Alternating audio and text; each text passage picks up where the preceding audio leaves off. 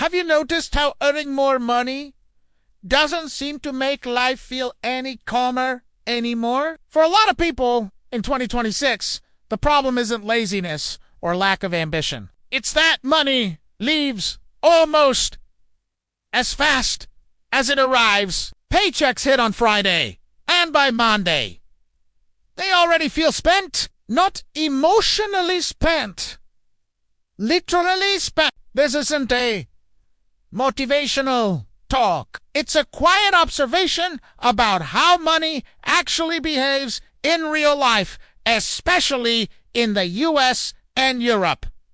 Let me start with a familiar picture. You're earning around $60,000 a year in the US, or maybe 45,000 euros in Europe. On paper, that sounds decent. But after taxes, health insurance, and social contributions, the number that lands in your account is closer to $3,500 a month, or sometimes less. Rent or a mortgage takes $1,400.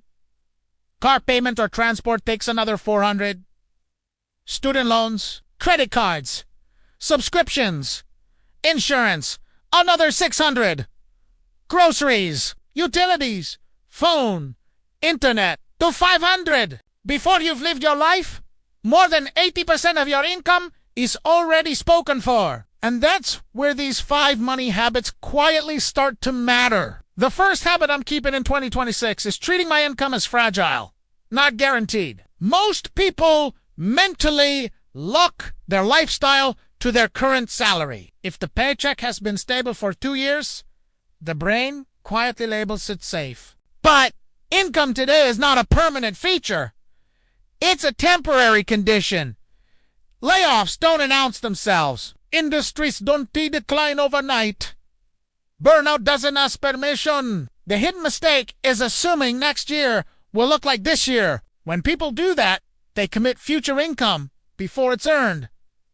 Longer leases, bigger cars, higher fixed costs. Let's use simple math. If your fixed monthly expenses are $2,800 and your take-home pay is $3,500, Jew fee. But if income drops by just 15%, which is extremely common during job transitions, your margin disappears instantly. Psychologically, humans overestimate stability because the brain prefers predictability. It reduces anxiety in the short term, even if it creates risk long term. People who think clearly about money D&T assume disaster, but they also D&T assume continuity. They build lives that can shrink temporarily without collapsing. This isn't pessimism. It's structural realism.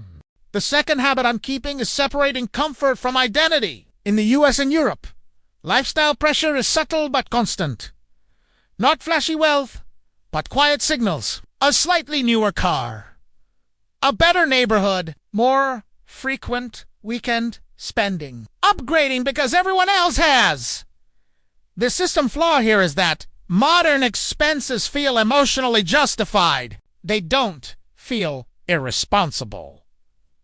They feel deserved. Here's the math most people ignore. A car payment of $550 over 6 years isn't just transportation. It's nearly $40,000 with interest. That's money locked into depreciation.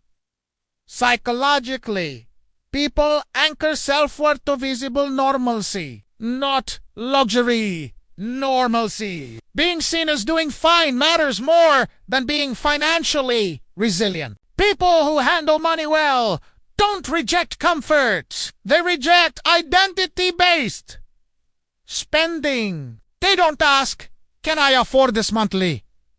They ask, does this permanently raise my baseline stress? Long-term identity spending quietly taxes your future options. You earn well, but feel boxed in. The third habit I'm keeping is using credit as a tool, not a lifestyle supplement. Credit cards and buy now pay later systems are everywhere in 2026. Not because people are reckless, but because the system encourages smooth spending. The hidden mistake isn't debt itself. It's normalization. When spending doesn't immediately hurt, the brain loses cost awareness. A $2,000 balance at 20% interest doesn't feel urgent because the minimum payment is small, but the math is unforgiving. At 20% interest, that balance quietly costs you $400 a year just to exist. That's money you pay without receiving anything new. Psychologically, humans discount future pain. We feel today's reward more intensely than tomorrow's cost. People who think clearly about money don't moralize debt. They simply dislike silent leaks. They want friction where money leaves. Ignoring this habit doesn't make you poor. It makes you permanently busy, always catching up, never ahead. The fourth habit I'm keeping is building boring liquidity before chasing growth.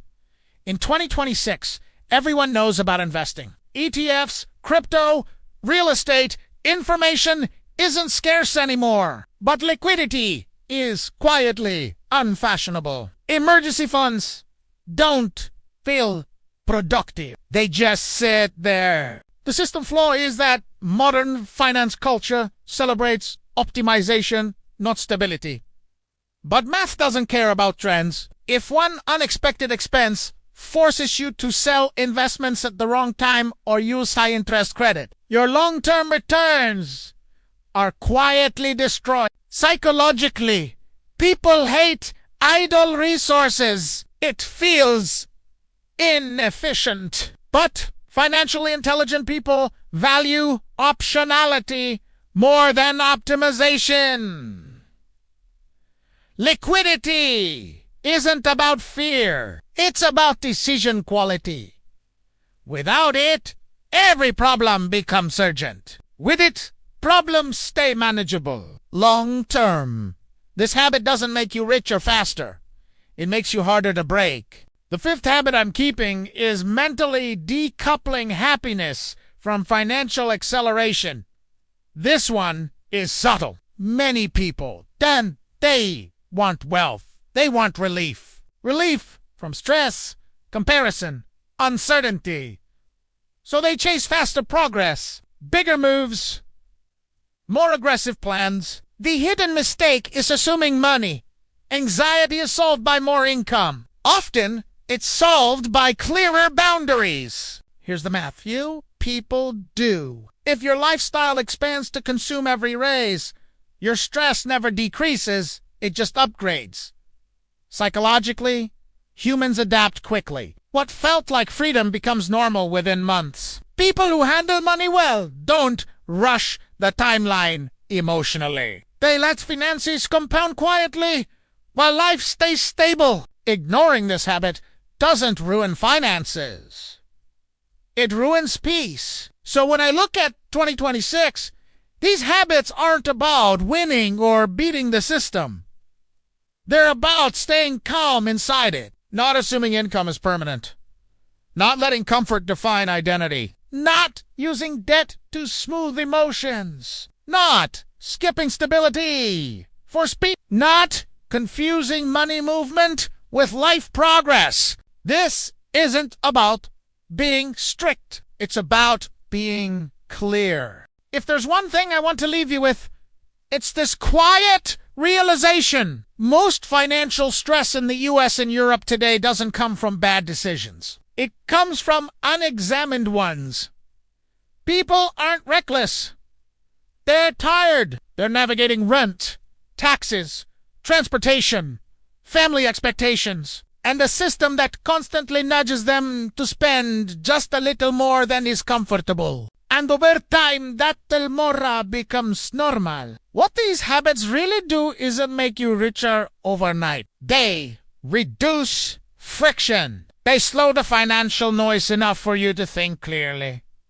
When income feels fragile, you plan better. When comfort isn't tied to identity, spending loses its emotional charge. When credit is treated carefully, money stops leaking quietly. When liquidity exists, decisions stop feeling urgent. And when happiness isn't tied to acceleration, life becomes steadier.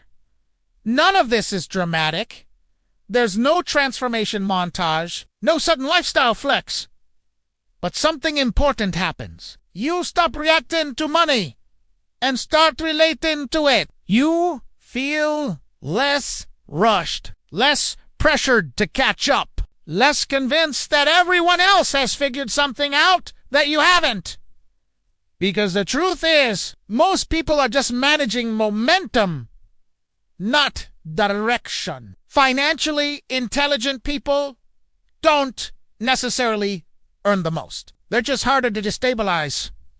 They don't expect money to solve their lives. They expect it to support a life that already makes sense. And that mindset shift is subtle, but powerful. If you're early in your career, this awareness saves you years. If you're mid-career, it gives you breathing room. And if you're feeling stuck, despite earning decently, it explains why effort alone hasn't translated into calm.